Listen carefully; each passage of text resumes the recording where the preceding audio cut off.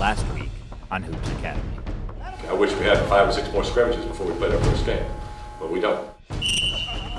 We never have what I call an easy practice. Anybody who thinks the day before a game is an easy practice is in the wrong program. Back up! No, just that! Come here, come here! The guy just scored 9 points. Are we going to put a hand in his face and get back in play? Montrose Christian is more than a name. It represents a legacy of winning, of hard work, of sacrifice, of values. It's 8 NBA players, 2 national championships. It's about being the best, on the court and off.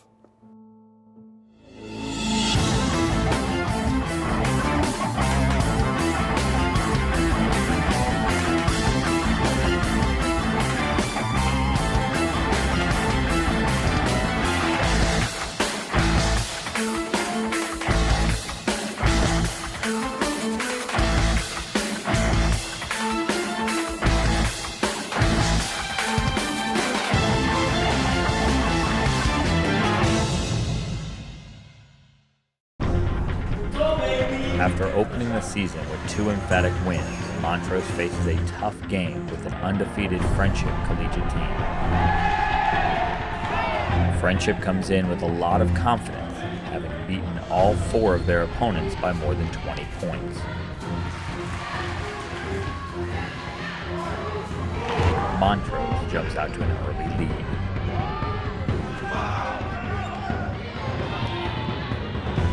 The offensive onslaught continues in the second quarter. Montrose's control of the boards leads to easy baskets.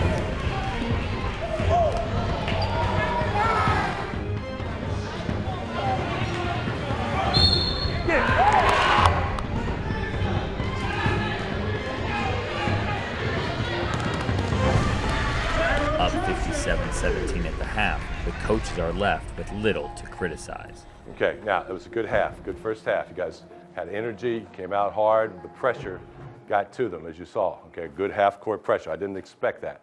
I didn't think they would fold under the pressure like they did. Okay, now the danger of the second half like this, okay, it's not the score, it's how we play. Don't play the score. Okay, we go out and play basketball, and play our kind of basketball. I want to see smart. If I see guys gambling and doing foolish things, you'll be sitting next to me.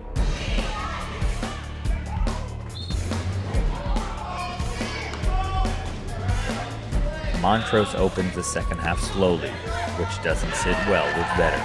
Wake up! Let's go!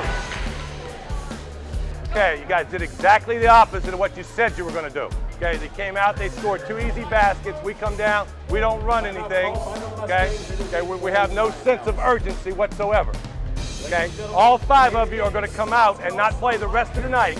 Okay, if I don't see something right away.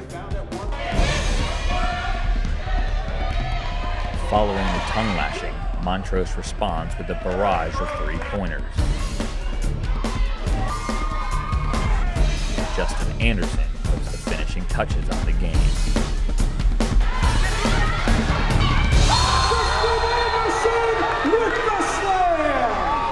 Observing this dominant performance is a special guest, former player Jason Conley.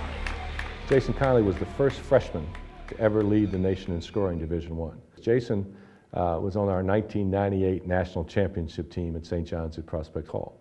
He never got to play. Jason didn't get off the bench, but he was on the bench, he was cheering, he was happy. He still takes a great deal of pride in his years at St. John's Prospect Hall. He came here and was an outstanding player, then went to VMI, led the nation in scoring. Big articles in Sports Illustrated about Jason Conley. But just an outstanding individual, a young man who I'm very proud of. I want you to meet one of our alumni who has got a national championship ring. He led the nation in scoring, Jason Conley. If Jason joins us.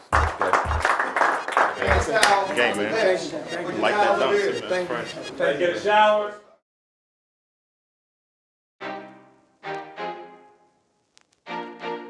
One of the questions of the 2010 Montrose team is who will replace the leadership of Josh Hairston. Josh Hairston is an outstanding individual, a workaholic. He came here, he was a leader in the classroom, on the court, off the court, and he's an outstanding player. And he's playing for one of the best coaches in history. So he will be an outstanding player for Duke because he's got character and because he works hard. Duke University, one of the most storied programs in college basketball, home of Coach K and the Cameron Crazies. I chose Duke for a lot of reasons. Just the fact that when I came down for my visit for the first time, this was home. I knew this is where I wanted to be. No other college campus that I visited did I feel like the love and the warmth that I felt here when I first stepped on campus. When I talked to Coach for the first time, he told me, that he wanted me to play here. I knew right then that this is where I was going to be. As the defending national champion, Duke entered the 2010 season loaded with experience and talent, making playing time hard to come by. He went through a game at Duke last week where he didn't play 1 minute. I would like to know the last time in his basketball career, going back to when he was probably 8 or 9 years old, that he didn't play 1 minute in the game. As Josh works to find his place, one coach in particular keeps a watchful eye over him. Duke assistant coach, Nate James. Nate James was a man at 14. He came to St. John's Prospect Hall, played for me, played on the varsity as a freshman, and really was the foundation of that program. He played on 5 ACC championship teams at Duke, 5. He's an outstanding coach now for Duke, and is going to be an outstanding head coach someday. James was an All-American under Vetter in 1997 and also chose Duke. What made me decide to come to Duke was the fact that it was the school that I felt that more closely resembled St. John's Prospect Hall. I mean, I thought they were like a family at Duke, and I thought that's what we were at Prospect Hall. And that's what really, I guess drew me the most, by making my decision to come to Duke. Having played at Duke allows Nate to relate to the players. Having played here at Duke definitely helps my coaching because I understand, for one, what Coach expects from not only myself but from his players. I can relate to them. I can talk to them, and the players feel confident in me because they know that I've been through that same journey. So, they can kind of understand, okay, I can listen to Coach James, and he's been there, and he's going to help me, become better. With Josh, Nate now finds himself in the role of mentor. I think we have a bond because we know all the hard work we had to go through, playing for Coach Vetter. That trust and that bond that we've had and we continue to build because of that similar background coming from Coach Vetter's program. It definitely helps having him, on the staff, and then we both, going from playing for Coach Vetter to playing for Coach K, and so Coach Nate is one of those guys who's helped me out a tremendous amount since I've been here. Let's go. 1, 2, 3. After their emphatic win against Friendship, Montrose traveled to the Plains, Virginia for the Life and Breath Foundation tournament. Their first opponent is undefeated Fredericksburg Christian, led by 6'10" center Taylor Danaher. Put doubts in their mind right away. Okay, confident. Look inside, penetration. All right, they're in the zone, run the X. Everybody ready? Yes, sir. Right now. Yes, sir. We are. Montrose.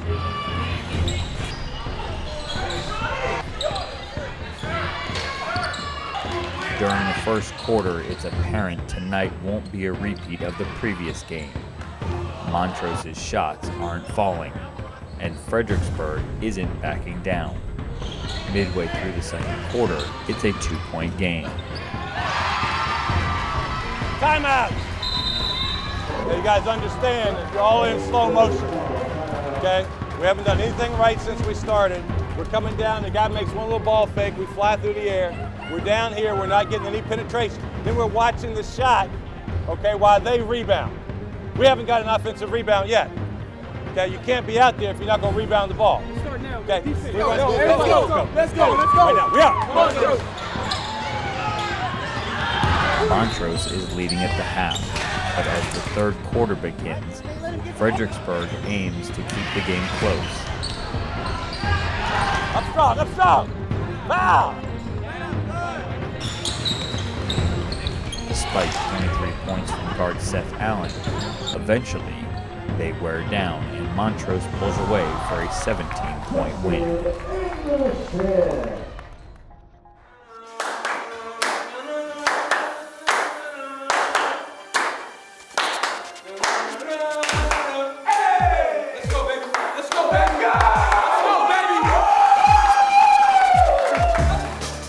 The next day, Montrose wraps up the tournament with a game against John Paul the Great.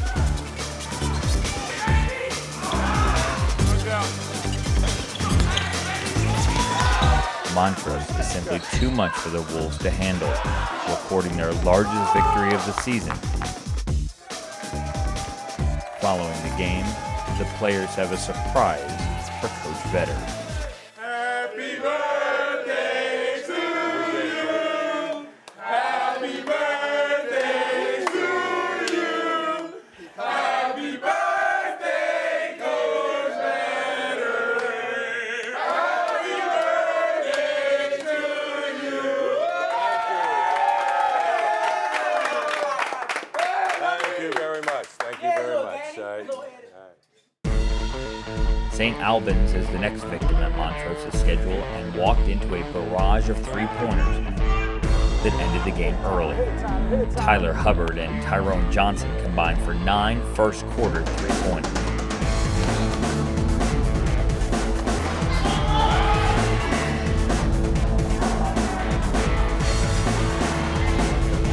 Montrose is a family, but sometimes even the closest of brothers fight.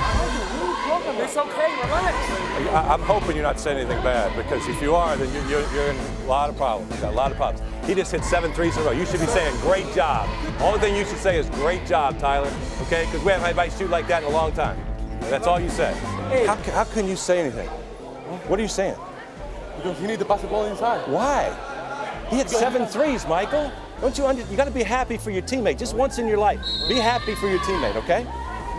Then he'll be happy for you. It's not only me. It's everybody. No. You know what he shot? But he shot. That's crazy.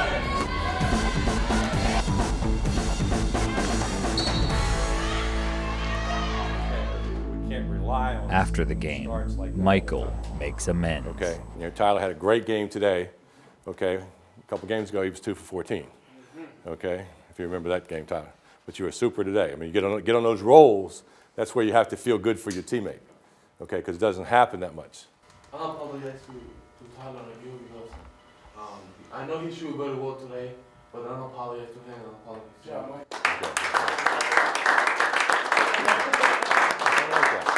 I like that. That's good. But that's why now the next time, he doesn't get any threes and you have a big game, he should be telling you good stuff. Okay.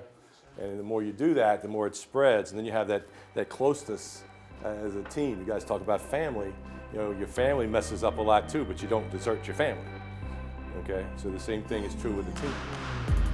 The St. Albans game is the best Tyler has played all year.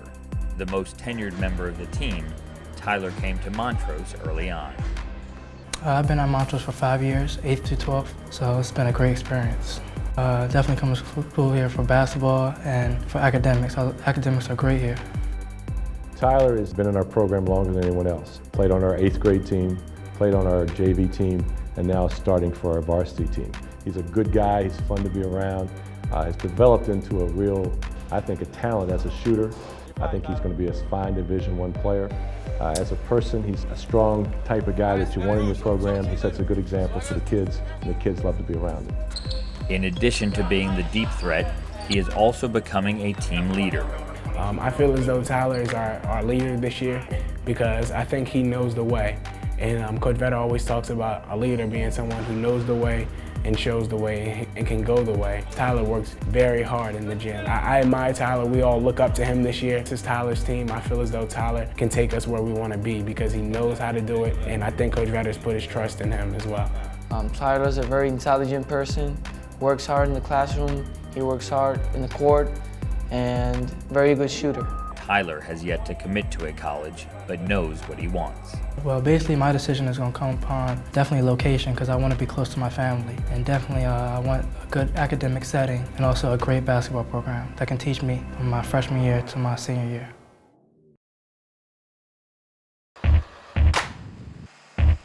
Montrose has one opponent left before the Christmas break. They will travel to Villanova University to play Pennsylvania Power, Council Rock North.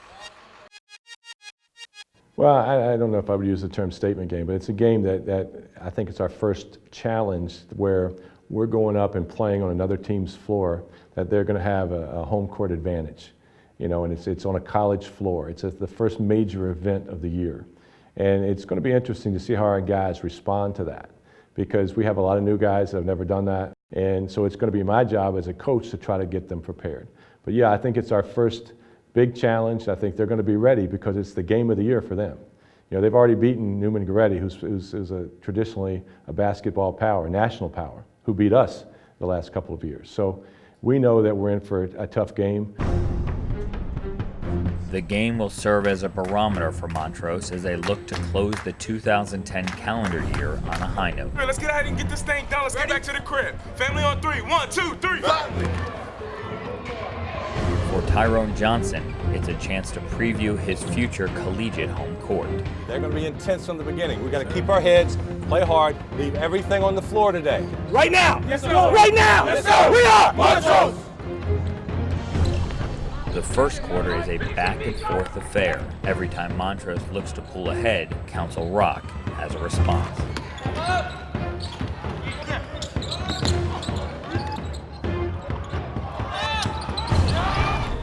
With the score 21-15, Montrose goes on an 11-2 run. Push! Joe, watch behind Joe!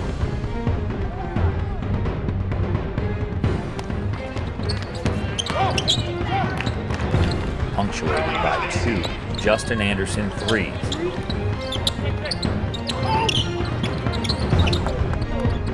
However, Council Rock pulls one back with this basket just before the half. Wake up!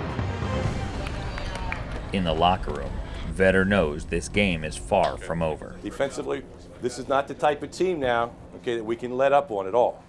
Everybody understands that. Okay, this is not teams we've played up until this point. This is a very good basketball team. All right, and they will come back.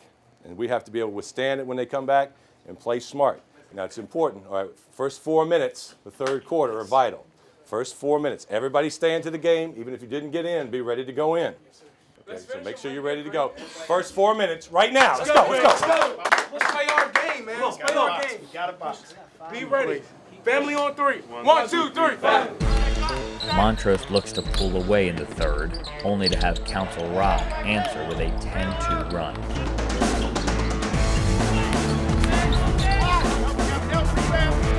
What time? 21! Get a stop!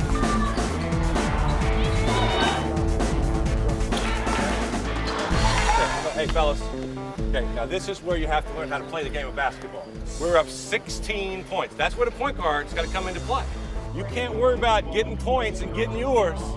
Okay, it doesn't work that way. That's why they're on a 10-2 run. 10-2 run because of that. You know, just run what we practice instead of doing this one-on-one crap and do the stuff we've been doing. We gotta play. We gotta play right now. We need a basket right now. See what they're in right now. We are Montrose. Montrose gets the message, and Tyler Hubbard's 3 halts the run. Council Rock won't go away though, and with this buzzer-beating 3, the third quarter ends in a draw. In the fourth, Montrose goes to their 4 corners offense to milk the clock and force Council Rock to foul.